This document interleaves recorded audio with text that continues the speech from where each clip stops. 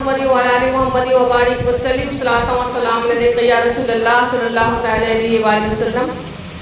جب حضور پاک صلی اللہ علیہ وسلم نے نبوت کا اعلان کیا تو اعلان ہوا تو مکے والے مخالف ہو گئے۔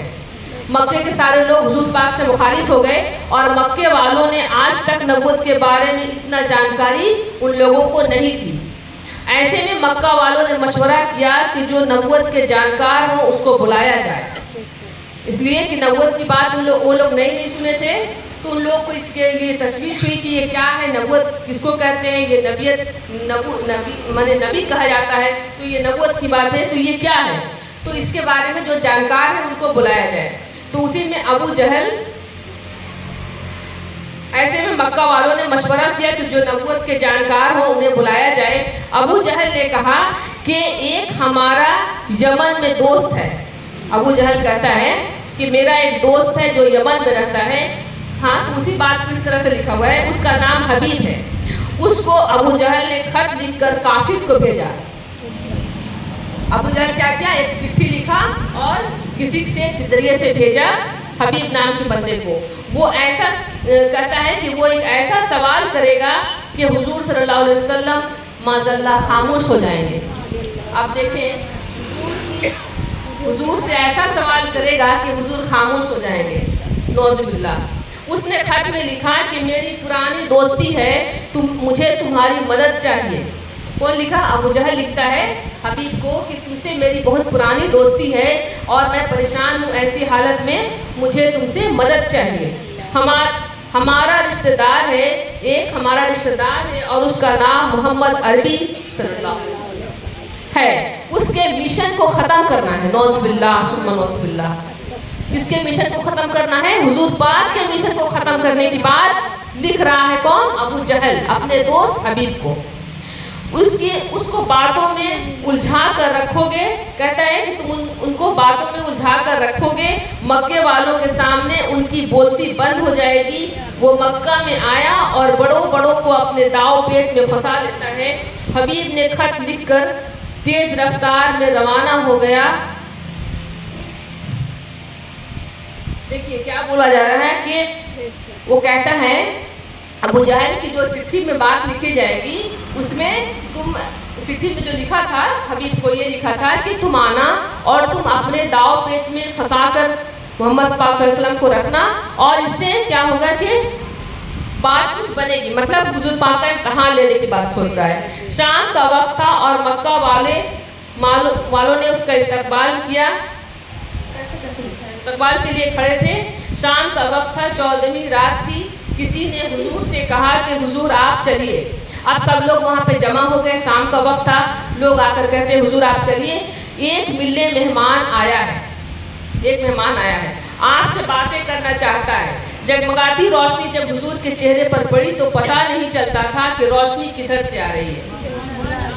اللہ اللہ کیوں کہ چاند میں داغ ہے، حضور پاک صلی اللہ علیہ وسلم کا چہرہ داغوں سے بھی پاک ہے۔ حبیب نے کہا کہ میں نے سنا ہے کہ اب آپ نے اپنے نبوت کا دعویٰ کیا ہے۔ اب دیکھیں وہاں بلایا جاتا ہے اور حبیب کہتا ہے کہ میں نے سنا ہے کہ آپ نے اپنے نبوت کا دعویٰ کیا ہے۔ حضور پاک صلی اللہ علیہ وسلم نے فرمایا کہ میں اللہ کا نبی ہوں۔ پھر حبیب نے کہا کہ اے محمد عربی میں آپ سے 2 سوال کروں گا۔ اب وہ حبیب کہتا ہے کہ میں آپ سے 2 سوال کروں گا، ایک سوال میں پہلے کروں گا، اس کے بعد دوسرا سوال کروں گا۔ حضور پاک صلی اللہ علیہ وسلم کی کیا شان ہے؟ اس نے کہا کہ میں اس کہتا ہے کہ حبیب کہتا ہے کہ میں آپ سے 2 سوال کروں گا یا رسول اللہ صلی اللہ علیہ وسلم، ایک سوال تو یہ پہلے کروں گا اور ایک سوال بعد میں کروں گا۔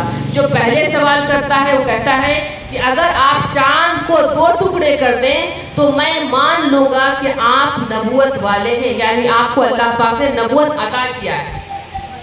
سوچئے آپ چاند کو اگر 2 ٹکڑے کر دیں تو میں مان لوں گا، اور دوسرا سوال پھر اس کے بعد کروں گا۔ جادوگر جانتے تھے کہ جتنا بڑا ہوگا اس کا اثر زمین پر ہوگا، زمین پر نہیں ہوگا۔ میرے نبی مسکرا کر پہاڑ پر چڑھ گئے، ٹھیک ہے۔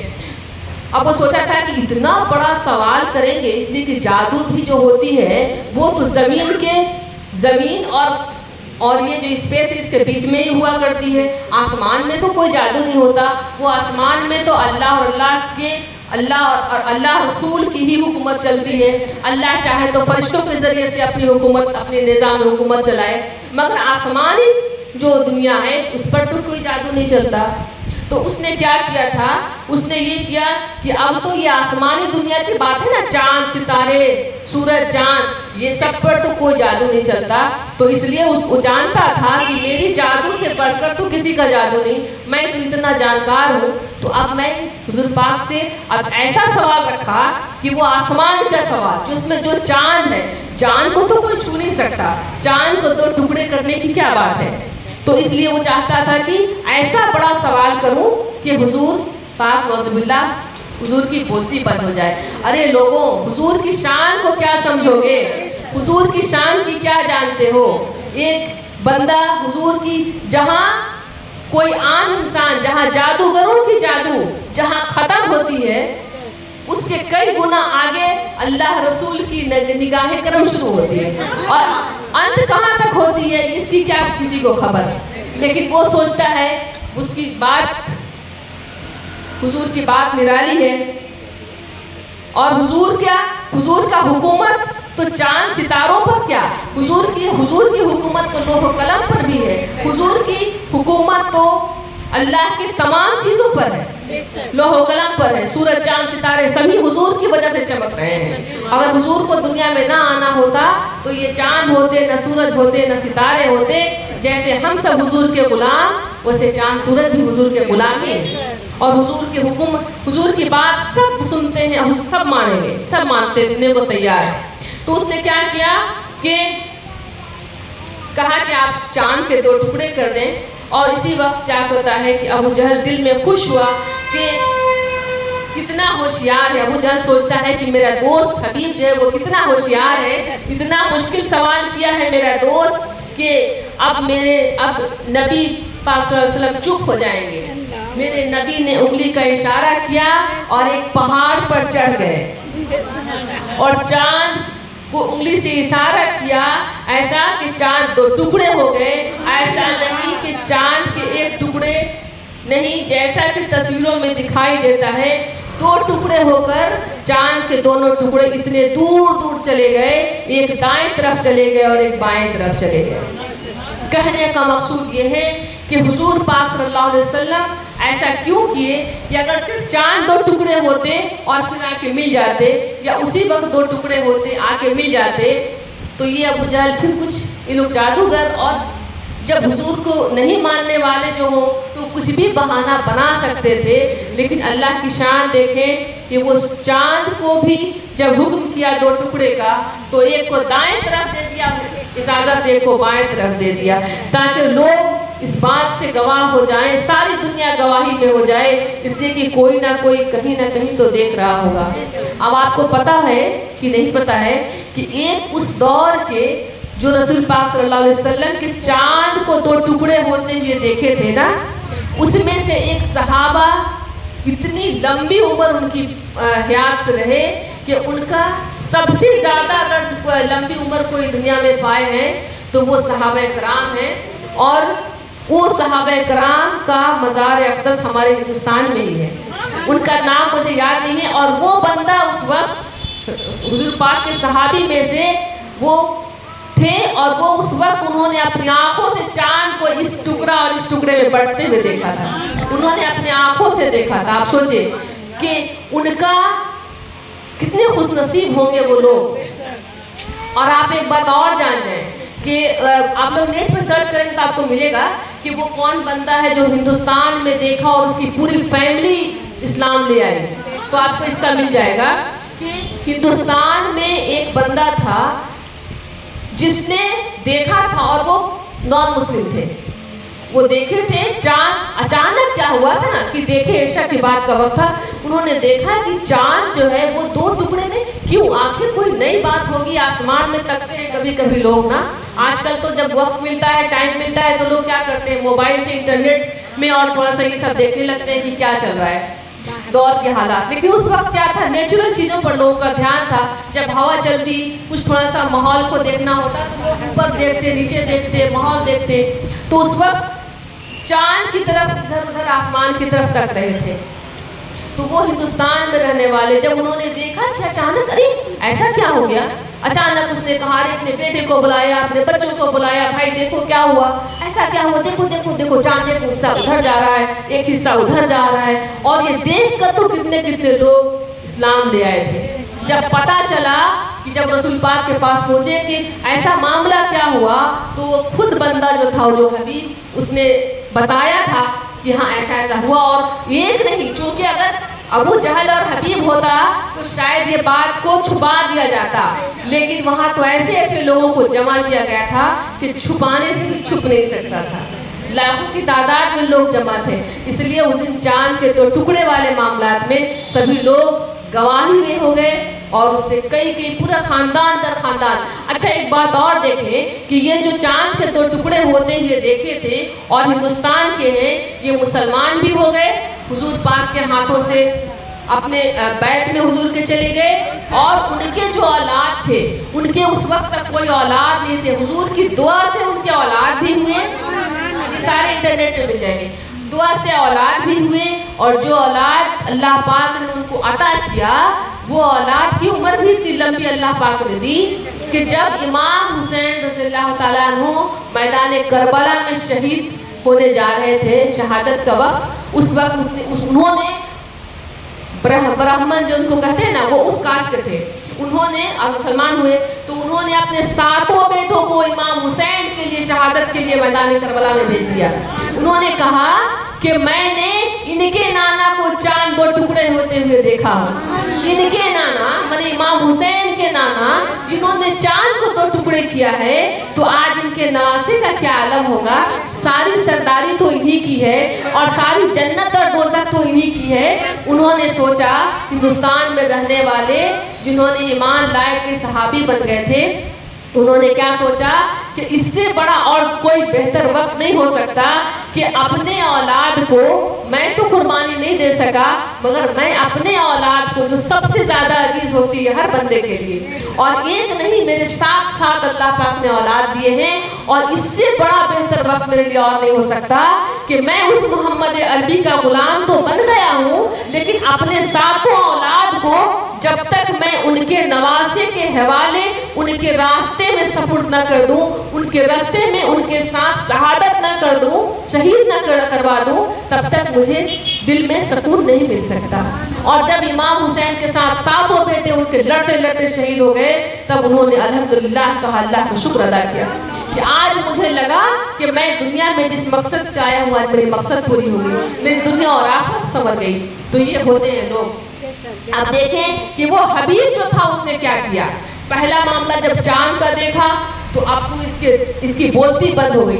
नौज़ुबिल्लाह, रसूलुल्लाह की बोलती बंद करने आए थे, लेकिन आज मामला ऐसा हुआ कि जो हुजूर की बोलती बंद करने की सोचते हैं, अल्लाह उनकी बोलती बंद कर देता है। जब उसकी बोलती बंद हो गई तो बड़ा परेशान हुआ। हुजूर पाक सल्लल्लाहु अलैहि वसल्लम कहते हैं कि ऐ हबीब, तू और एक दूसरा भी तो सवाल लेकर आया था, क्या वो दूसरा सवाल जो है, क्या वो सवाल तू करेगा या मैं ही तुझे बता दूं? हुजूर से क्या कोई बात छुपी हुई है? क्या वो सवाल तू करेगा या मैं तुझे बता दूं कि सवाल क्या थे तेरे? उसने कहा, या रसूल अल्लाह, अगर आप ही बता दें तो और क्या चाहिए।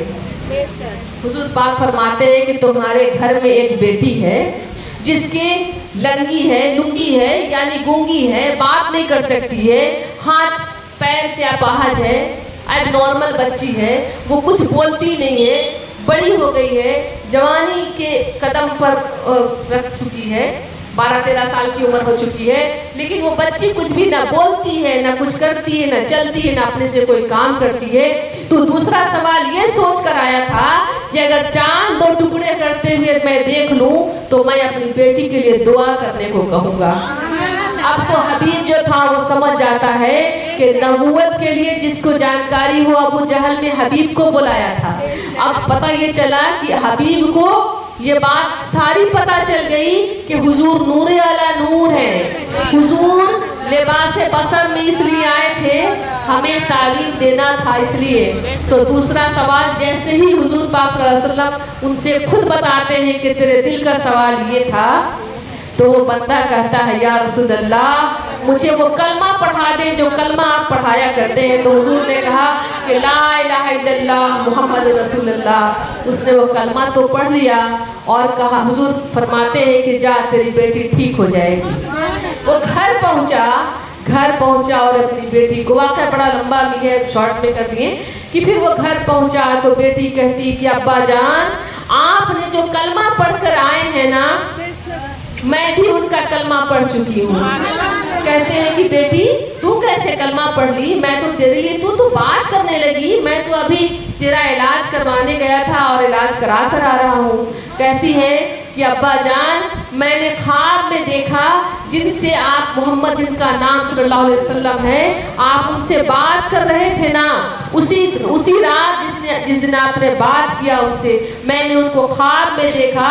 उन्होंने कहा बेटी अब उठ जा या रसूलल्लाह सल्लल्लाहु अलैहि वसल्लम। उन्होंने कहा कि बेटी अब तू उठ जा, तेरे बाप ने तो कलमा पढ़ लिया है, अब तू भी चलने लगेगी, तू भी बोलने लगेगी, अब तू भी कलमा पढ़ ले, अशहदु अल्ला इलाहा इल्लल्लाह व अशहदु अन्ना मुहम्मदन अब्दुहु व रसूलुहु। इसी बात के साथ उस बेटी ने भी कलमा पढ़ लिया और ला इलाहा इल्लल्लाह मुहम्मद रसूलुल्लाह पढ़कर वो क्या हो गई, मुसलमान हो गई। कहने का मनसा ये है कि देखें हम हुजूर की बातें रोज सुनते हैं, रोज जानते हैं, रोज पढ़ते हैं, आए दिन कुछ न कुछ, हमें अमल की ज़रूरत है। और बेशक हमारे जो भी पीर बहन भाई जो होते हैं वो सारे अमल पर ही कायम हैं।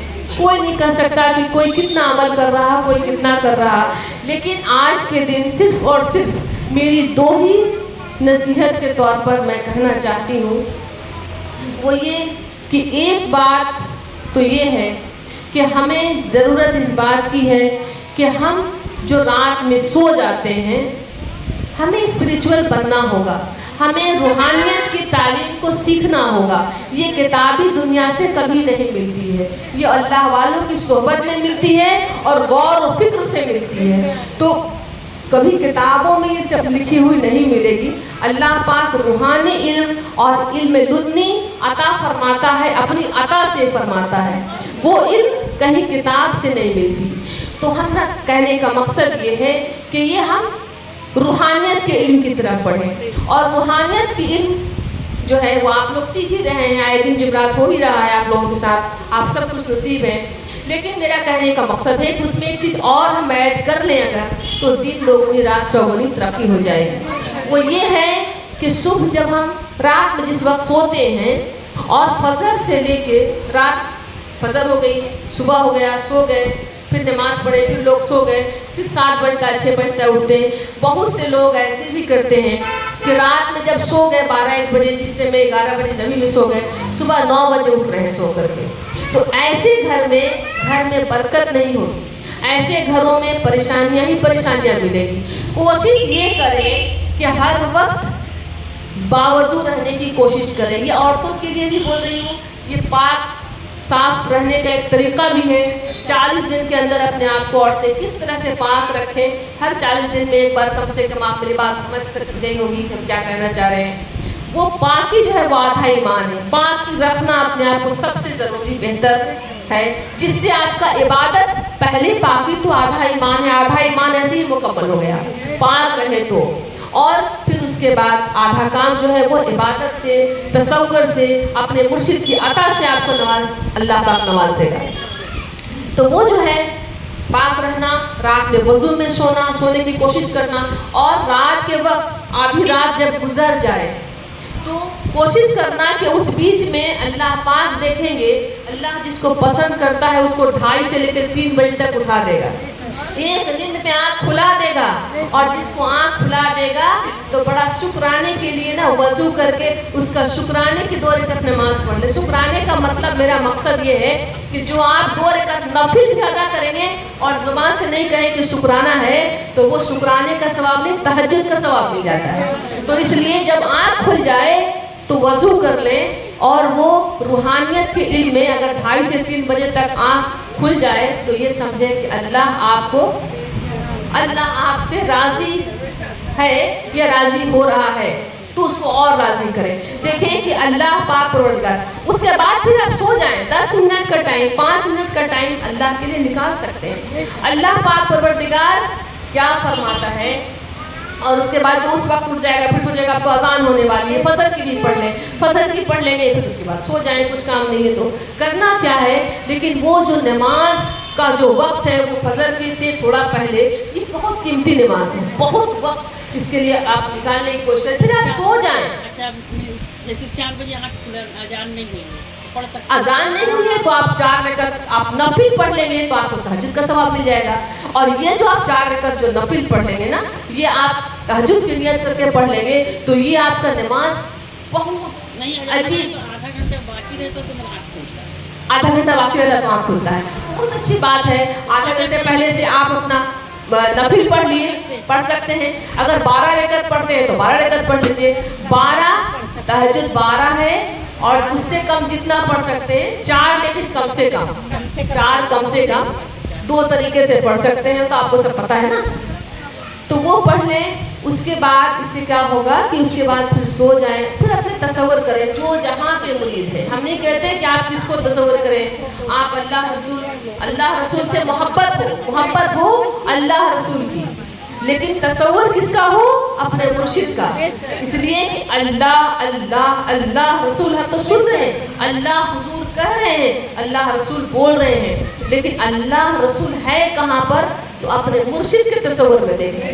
تو یہ عبادت اور کچھ دیر مرشد اللہ رسول کے لیے مراقبہ یہ کریں تو آپ کے لیے بہت ہی کامیابی زندگی ملے گی. آپ دیکھیں نا کہ اللہ پاک پروردگار، ہم تو بندے جھوٹے ہو سکتے ہیں، لیکن اللہ کیا جھوٹا ہوتا ہے کیا؟ اللہ کبھی جھوٹ کہتا ہے کیا؟ ہم کہیں گے کسی سے ہم ایسا کر دیں گے، بیٹا دیکھو نا ایسا پڑھ لو تو ہم تم کو یہ چیز دیں گے، مٹھائی دیں گے، چاکلیٹ دیں گے، بچوں سے کہتے ہیں. لیکن ہو سکتا ہے ہم اس کو پھسلانے کے لیے بولتے ہوں، کبھی کبھی ایسا بھی ہو جائے. لیکن میرا رب اللہ کریم مولا رحیم کبھی جھوٹ تو نہیں بولتا. اللہ پاک تو کہتا ہے کہ بندے میری راہ میں تو 1 قدم چل کر دے، میں تیری راہ میں 10 قدم نہ چلوں تو کہنا. ہائے ہائے ہائے. ہم عام انسان نہیں کہتے، میرا مولا کہہ رہا، میرا مالک کہہ رہا ہے تو میری راہ میں 1 قدم چل کر تو دے، میں تیرے لیے 10 قدم نہ چلوں تو کہنا. پھر کہتا ہے میرا مالک، میرے بندے تو میری طرف چل کر آ، میں تیری طرف دوڑ کر نہ آ جاؤں تو کہنا. ہائے ہائے ہائے. میرا مالک، میرا مولا، میرا رب، میرا اللہ، میرا خالق، میرا رازق کہتا ہے تو میری راہ میں چل کر آ، میں تیری طرف دوڑ کر نہ آ جاؤں تو کہنا. مولا تو دوڑ کر کیسے آتا ہے، تو دوڑ کر مولا کیسے آتا ہے، ذرا اپنے دل سے تو پوچھے. تو اللہ کہے گا تو چل کر آ کر تو دیکھ لے، میں دوڑ کر آ جاؤں. تو چل کر کیسے آئیں گے؟ اپنے مرشد کی تصور کے ساتھ ہر نیکی کو اپنا لیں، ہر برائی سے بچ جائیں. یہ اللہ کی راہ میں چل کر آنا ہوا. اور جو چیز اپنے نفس کو اچھا لگتا ہو اس کو آپ ختم کر دیں، جو دل چاہتا ہو اس کو نہ کریں. اپنے مرشد کے خیال میں اللہ کی طرف چل کر آنا ہو گیا. جو دل چاہے، جس کے لیے نفس دعوت دے، نفس کو اچھا لگتا ہو وہ کام نہ کریں. اور اپنے مرشد کے تصور کے ساتھ کہ حضور میں آپ کے لیے، میں آپ کی خاطر چھوڑ رہا ہوں، حضور میں آپ کے خاطر اس چیز سے رک رہا ہوں. دنیا جانے نہ جانے، تیرا اللہ جانے، تیرا رسول جانے. اور جب یہ بات ہو جائے تو میرا مولا کہتا ہے تو چل کر آ گیا، اب میں تیری طرف دوڑ کر آنے والا ہوں، تو دیکھنا. اور مولا پھر دوڑ کر بھی آ جائے گا. اب دیکھیں نا صبح سویرے جو ہوتا ہے نا فجر سے پہلے کی بات، اب فجر سے پہلے والی جو وقفہ ہوتی ہے، میرا مالک اس کے بارے میں ذرا سنیے نا کیا کہتا ہے. کہتا ہے کہ جب رات کی پہلی پہر گزر جائے اور دوسرا پہر شروع ہو جائے تو میرا اللہ کیا کہتا ہے؟ اللہ پاک کہتا ہے کہ اے بندہ کوئی ہے. آپ ذرا دیکھیں نا کہ انسان بندہ خود خدا کو منانے کے لیے رات رات دن عبادت میں رہتا ہے. مالک تو مان جا، مولا عاجزی کرتا ہے، مالک میں تیرا بندہ ہوں، مالک مجھے معاف کر دے، مولا مجھ پر کرم فرما دے. بندہ اپنے خالق کو منانے کے لیے راتوں رات اللہ کے ولی، اللہ کے دوست محنت کرتے رہ گئے. اور میرا مولا میرا مالک میرا اللہ کیا کرتا ہے؟ 70 ماہ سے زیادہ پیار کرنے والا رب ہے نا، تو اس کی بات بھی نرالی۔ وہ کہتا ہے کہ میرا بندہ جب آدھی رات کا پہلا پہر رات کا گزر جاتا ہے تو میرا مالک کہتا ہے کہ کوئی ہے دروازے پر آ کر۔ میرا مالک اس طرح سے دروازہ کھٹکھٹا رہا ہے، اپنے دل کے دروازے کو سوچیں، اپنے دل کے دروازے کو سوچیں کہ میرا مالک کہہ رہا ہے کہ کوئی ہے جو کچھ مجھ سے مانگے اور میں دے دوں؟ کوئی ہے؟ ہائے ہائے ہائے، راتوں دن سوچتا ہے بندہ کہ مولا مجھے تجھ سے بہت کچھ مانگنا ہے، دنیا بھی مانگنی ہے مولا، آخرت بھی مانگنی ہے، لیکن آج میرا مولا کی ذرا سوچیں کہ کہتے ہیں نا صبح سویرا جو ہوتا ہے کچھ پل کے لیے اللہ پاک سے باتیں کر لیا کریں، ان سے دوستی کر لیں، ان سے رابطہ کر لیں، کانٹیکٹ کر لیں۔ آج تو لوگ فون اور موبائل کی باتیں کرتے ہیں نا، یہ فون اور موبائل چھوٹی چیزیں ہیں، اللہ سے دوستی اور محبت بڑی چیزیں ہیں۔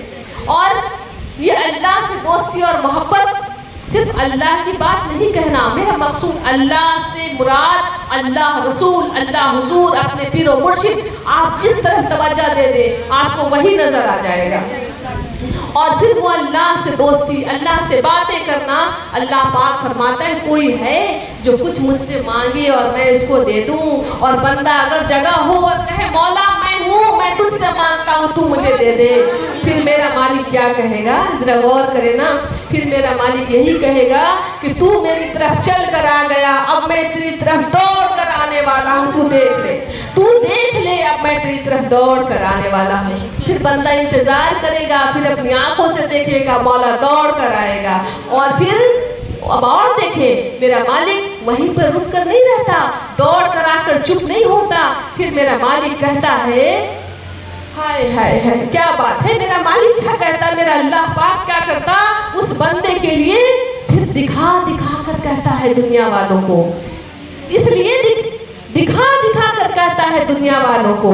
لوگ سوچتے ہیں میں نیکی کیا ہوں چھپا کر کے، میں بھلائی کیا ہوں چھپا کر کے، کوئی نہیں جانے گا، کوئی نہیں دیکھے گا، لیکن میرا مولا اب تو نیکی اس کے دل میں ڈالا، اس کو توفیق عطا کیا، نیکی کروا دیا، لیکن میرا مالک جو کہ نیکی تو کروا دیا، اب میرا مولا اس پر چپ نہیں ہوتا، اب اس کو ظاہر کروائے گا اور اس کو دنیا کے سامنے دکھلاتا ہے، اور دکھا دکھا کر کہتا ہے دیکھو دیکھو دیکھو میرا بندہ آ رہا ہے، دیکھو میرا بندہ آ رہا ہے۔ اس طرح سے میرا مالک پیار کرتا ہے اپنے بندے کے ساتھ۔ آپ دیکھیں پیار اللہ کا کیسا ہوتا ہے، اللہ کا پیار ڈائریکٹ اللہ آسمان سے زمین پر آ کر نہیں کہتا، اللہ تو لگے نفس سے بھی زیادہ قریب ہے۔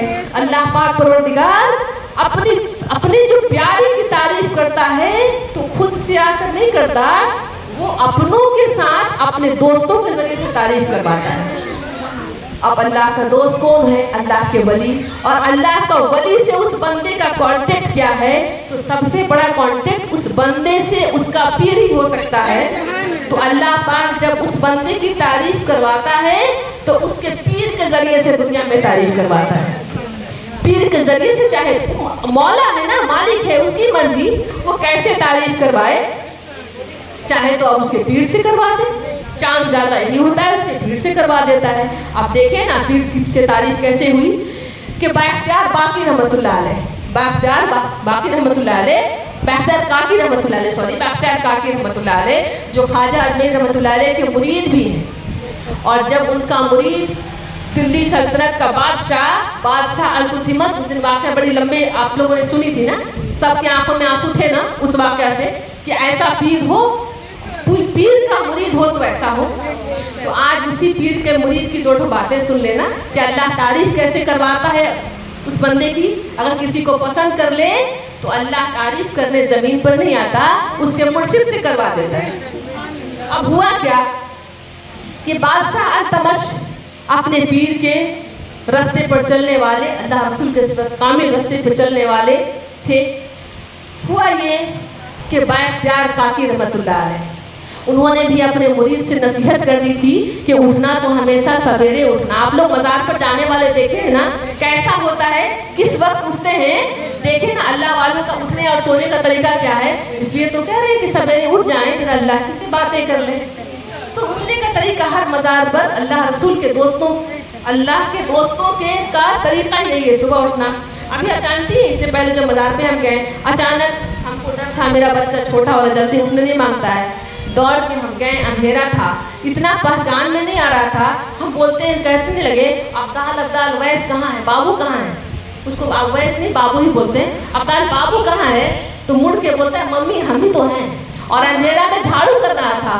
وہ مزار شریف کے جو مدرسہ ادرسہ کا جو صحن ہے اس طرح کا پورا ایریا کا جھاڑو اٹھا کے کر رہا تھا, اور ہم پہچانے نہیں تو کہتے کہ عبدال بابو کہاں ہے, ہم اس لیے کہ برآمدہ میں سویا تھا جھاڑو ہوگا ادھر, ممی ہم ہی تو جھاڑو کر رہے ہیں. تب ہم سمجھے تو آپ دیکھیں کہ اتنا صبح اتنا اندھیرا تھا کہ ہم کو پہچان بھی نہیں آ رہا تھا کہ میرا عبدال کی وجہ سے.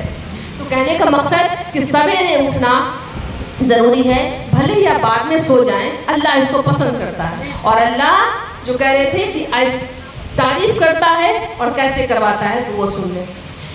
باختیار کاکی رحمۃ اللہ علیہ ایک کاغذ میں لکھ کر وصال کر گئے, کچھ پیپر میں لکھ دیے اور وصال کر دیے, ہو گئے. جب ان کا وصال ہو گیا تو لوگوں نے ان کے تکیے کے نیچے سے وہ کاغذ پایا, اس میں کچھ لکھا ہوا تھا. اب ان کو غسل ہو گیا, سبھی غسل ہونے کے بعد رکھا ہوا ہے جنازہ, اور اناؤنس ہو رہی ہے کہ کون ہے جو باختیار کاکی رحمۃ اللہ علیہ کی جنازے کی نماز پڑھائے گا. اب کون ہے جو نماز پڑھائے گا, ان کی شرط کے مطابق ان کا شرط ہے کہ جو 40 سال تک تہجد کی نماز بھی قضا نہ کیا ہو, یعنی 40 سال تک جو فجر میں اٹھنا نہیں چھوڑا ہو, فجر سے تھوڑی پہلے جو کہہ رہی تھی آپ نا کہ 2 رکعت 4 رکعت, فجر سے تھوڑا پہلے جو اٹھنے کا عادی ہو.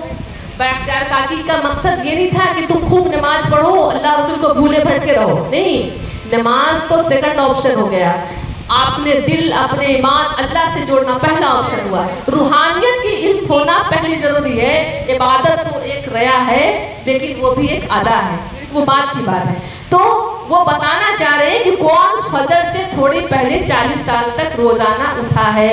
یہ مقصد تھا باختیار کاکی رحمۃ اللہ علیہ کو. انہوں نے اس کاغذ میں لکھ کر چھوڑا تھا کہ جو 40 سال تک تہجد قضا نہیں کیا ہو وہ میرے جنازے کی نماز پڑھے گا.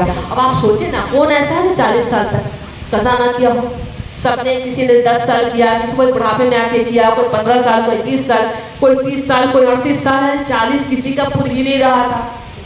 سب چپ اور سب چپ, سب چپ اور سب چپ. تو اسی سب چپ میں وہ سوچ رہا تھا کوئی بندہ ہو سکتا ہے کوئی کھڑا ہو جائے اور ہم بچ جائیں. لیکن اللہ جس کو دکھانا چاہتا ہے تو اس کو بچانے نہیں دیتا ہے, جس کی تعریف کرواتا ہے تو مالک خود کروا دیتا ہے اپنی مرضی سے.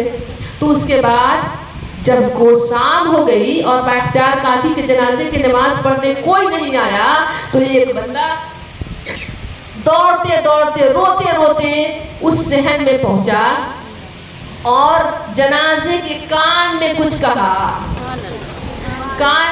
کہا اور پھر جنازے کی نماز پڑھا دی. وہ بندہ کون تھا؟ وہ بندہ تھا وہی باختیار کاکی رحمۃ اللہ علیہ کا مرید بادشاہ التمش. بادشاہ التمش آپ لوگ پڑھے ہوں گے, التمش ہوتا ہے بادشاہ التمش. انہوں نے کان میں آ کے کہا باختیار کاکی اپنے پیر و مرشد سے کہ حضور عبادت بھی کروایا تو نے ہی, توفیق بھی دلوایا تو نے ہی, اور آج چھپا کر کرنا چاہا تھا کہ کوئی نہ جانے, لیکن بتلوا دیا تو نے ہی, دنیا کے سامنے ظاہر بھی کروا دیا تو نے ہی.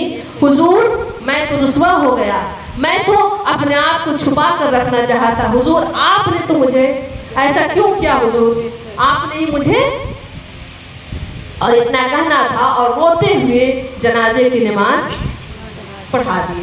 تو کہنے کا مقصد یہ ہے کہ آپ اپنی اچھائی چھپائی کو, جو آپ کے اندر اچھی نیکی ہوگی, جو آپ نے چھپا کر کیا ہوگا نا, دنیا نہیں جانی, کوئی نہیں جانا. دنیا آپ کو غلط سمجھتی ہے تو سمجھنے دیں.